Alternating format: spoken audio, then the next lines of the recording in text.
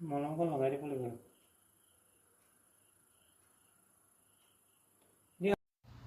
এই চৰাইটোলৈ চাওকচোন ইমান কষ্ট পাইছে নহয়নে বাৰু।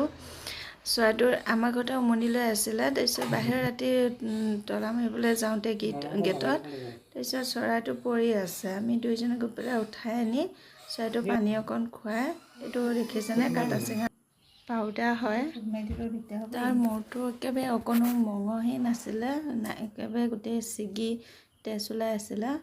তাৰপিছত এই পাউদাৰটো সানি দিয়াৰ পাছত সি অকণমান কিবা চাগে আৰাম পাইছে চাগে, তেনেকুৱা নিচিনা অনুভৱ হৈছে। কিন্তু তাৰপিছত সানি পেলাই আমি লাহেকৈ নি য'ত উমনি লৈ আছিলে, আমাৰ বান্দাখনতে উমনি লৈ আছিলে বাৰু, তাতে নি পেলাই আমি লাহেকৈ বহুৱাই থৈ আহিছোঁ।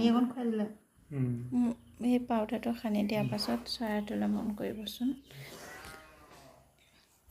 এইটো চাওক